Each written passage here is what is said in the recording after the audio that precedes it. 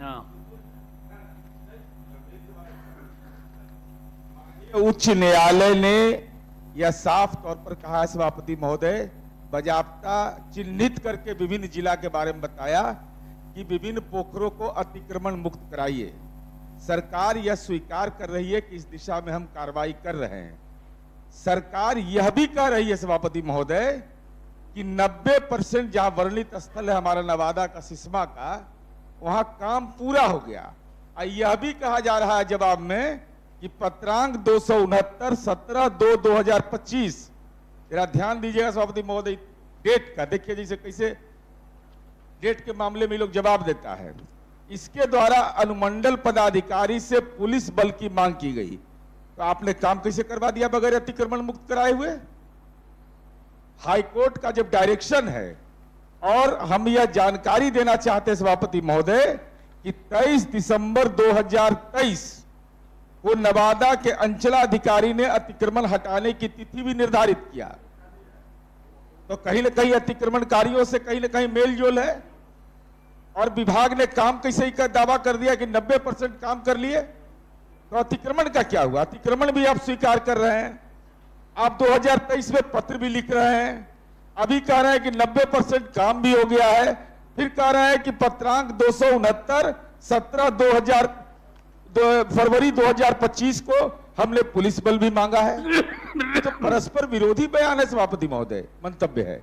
इसलिए माननीय मंत्री जी से हम चाहेंगे कि इसका स्पष्टीकरण हो।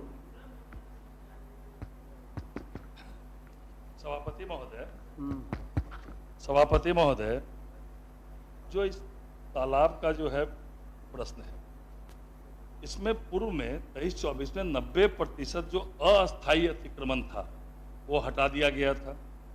उसके बाद शेष अस्थायी अतिक्रमण को हटाने के लिए तिथि निर्धारित की गई, सही कैसे? उसके बाद जो है मजिस्ट्रेट या पुलिस बल की मांग की गई। और जो माननीय सदस्य कह रहे हैं कि काम कैसे करा दिया गया, तो काम जो है ये कराया गया लघु सिंचाई प्रमंडल द्वारा। सदस्य अध्यक्ष सभापति महोदय, उन्होंने प्रतिवेदित किया है कि सिसवा पोखर का संरेखण कार्य निविदा प्रकाशित कर 90% पूर्ण कराया जा चुका है, और अतिक्रमण हटाने की कार्रवाई भी चल रही है सभापति महोदय। जल्द से जल्द हम लोग इसको अतिक्रमण हटा भी देंगे, और जो बाकी 10% काम है उसके बाद जो है पूरा कर लें। हम सभापति महोदय माननीय मंत्री जी से एक ही अनुरोध कर रहे हैं कि जिलाधिकारी नवादा से अद्यतन रिपोर्ट मंगवा लीजिए। उस अद्यतन रिपोर्ट से आपको स्पष्ट हो जाएगा कि कोई जो दावा किया जा रहा अतिक्रमण मुक्त हमने करवा लिया अस्थायी, उसकी वस्तुगत सच्चाई का एहसास हो जाएगा, और जो भी इसके लिए गुनाहगार हो 3/25 की नीति डेट निर्धारित की गई है। वो सभापति महोदय इसके पहले मैं बता रहा हूं, इसमें सभापति महोदय ये 28 दिसंबर 2023 को इसके लिए तिथि निर्धारित हुआ, और ये फिर पत्र कब लिखा जा रहा है सभापति महोदय? 28/2/2025 को। इतने दिनों तक क्या हुआ? ये कौन है व्यक्ति जिसमें गुनाहगार? 23 दिसंबर 2023 से लेकर के अब तक अब विभाग को पत्र लिखना पड़ रहा है। इतना 2 वर्ष का समय गुजर गया। हम तो केवल माननीय मंत्री जी से यही अनुरोध कर रहे हैं कि जिलाधिकारी नवादा से अद्यतन रिपोर्ट मंगाइए, अगर कोई गुनाहगार है इसके लिए गुनाहगार को चिन्हित करिए, और अतिक्रमण मुक्त कराने की जिम्मेवारी को तय कर दीजिए। सभापति महोदय, ये प्रश्न का उत्तर जो आता है माननीय सदस्य बढ़िया सदस्य, वो समाहर्ता के दस्तखत से ही आता है, जिला समाहर्ता के दस्तखत से, और 18/3 को तो टूट ही रहा है सभापति महोदय।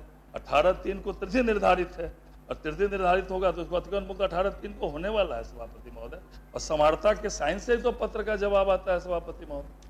और 18/3 को तो टूट ही रहा है, उस पर लिखा हुआ है कि 18/3 को जो है अस्थायी अतिक्रमण को हटाने के लिए तिथि तय हो रखी है। तो आज कितना तारीख हो गया? आज 12 हो गया, 5-6 दिन में तो हो ही रहा है। ठीक, उत्तर आया है महोदय, संतोषजनक नहीं है महोदय। पिछले सवाल में भी महोदय प्रतिवेदन जिलाधिकारी से मांग किया गया था महोदय, लेकिन वो कंप्लीट नहीं है आंसर उसका। माननीय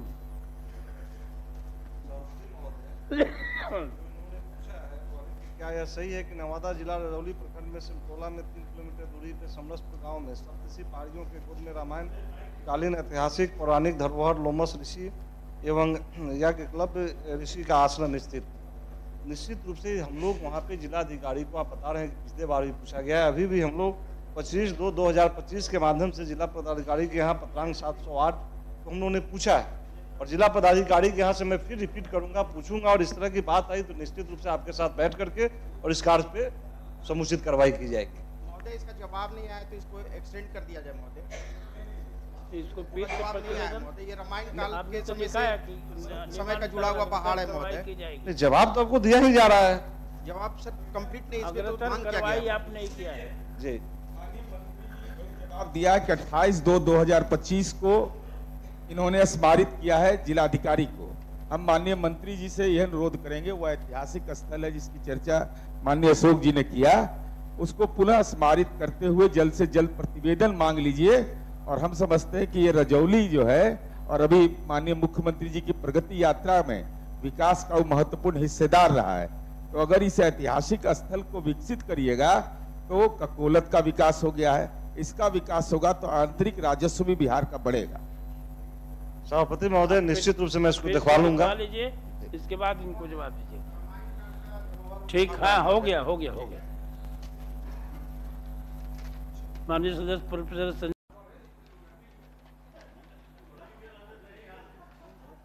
माननीय सभापति महोदय, हैं?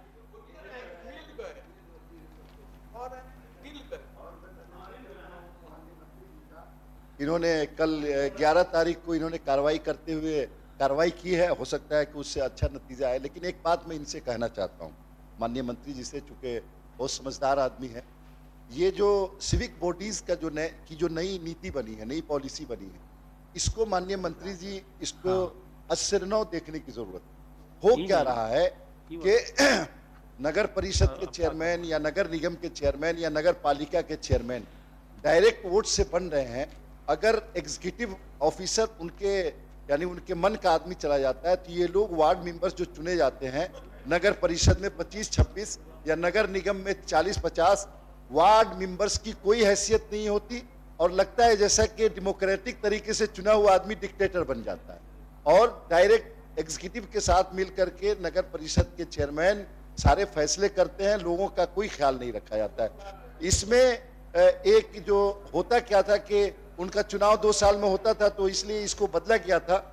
लेकिन इसमें माननीय मंत्री जी बहुत ज्यादा परेशानी आ रही है, और इसको इस नीति पे गौर करने की जरूरत, इसको कैसे किया जाए कि जो पंचायती राज व्यवस्था में हम लोग चाहते हैं कि डेमोक्रेसी मजबूत हो, लोकतंत्र मजबूत हो, कैसे मजबूत रहे, सारे वार्ड मेंबर्स की अहमियत हो और लोगों के फैसले को नगर परिषद में लागू किया जाए, इस पे जरा देखने की जरूरत है। बहुत बहुत धन्यवाद। कुल बात यही है जो खालिद साहब कह रहे थे, जनाब खालिद साहब, कि जो चुनाव हुआ नए कानून के तहत तो सीधा निर्वाचित हुए मतदाताओं के द्वारा, और वाइस चेयरमैन भी निर्वाचित हुए। लेकिन व्यवहार में यह हो रहा है कि चेयरमैन अपने हिसाब से सशक्त कमेटी बना रहे हैं, और जो कमेटी बना रहे हैं वही सारी योजनाओं का क्रियान्वयन कर रहा है। तो डायरेक्ट इलेक्टेड वो भी है, डायरेक्ट इलेक्टेड ये भी हैं, और 5 वर्ष तक इनको कोई हटा नहीं सकता है। अब इसका पद का दुरुपयोग जिस ढंग से हो रहा है, आने वाले दिनों में वो एक संकट खड़ा होगा। सभापति महोदय, यह हम माननीय मंत्री जी के संज्ञान में लाना चाहते हैं। सभापति महोदय, ये गंभीर विषय है, जिस ओर माननीय दोनों सदस्यों ने जिस विषय को सदन के अंदर रखा है, विभाग इस पर विचार भी कर रही है, इसकी समीक्षा हम लोग कर रहे हैं, और जो डायरेक्ट सीधे चुन करके आए हैं उनके अधिकारों का कहीं हनन नहीं होगा। किस प्रकार उनके अधिकारों की रक्षा हो, इस पर विचार विभाग कर रही है, और समीक्षा उपरांत फिर इस विषय को रखा जाए। ठीक, माननीय सदस्य, जवाब मिल गया है जी, और जवाब से संतुष्ट भी है। सदन का जरा खुशनुमा माहौल सभापति महोदय बनना चाहिए। पर्यटन मंत्रालय भारत सरकार के जो आंकड़े हैं सभापति महोदय, ये बिहार के लिए गौरव की बात है। 2023 के अनुसार अंतर्राष्ट्रीय पर्यटक के आगमन के संदर्भ में बिहार में 45.1% की वृद्धि हुई। गोवा में 24.1%। गोवा घरेलू पर्यटन में आगे और अंतर्राष्ट्रीय पर्यटन में बिहार आगे हुआ है। ये बिहार के लिए गौरव की बात है। अभी पहले सभापति महोदय, अभी ये लोग है नहीं तो कहते जरा पर्यटक आता था विदेशी, उसको तो कहाँ पकड़ के लेके चल जाता और कहाँ कहाँ वसूली होता था वो सब जानिए रहे। अभी सब बोलने का जरूरत है, पूरा बिहार जान गया। ठीक, माननीय सदस्य श्री सर्वेश कुमार।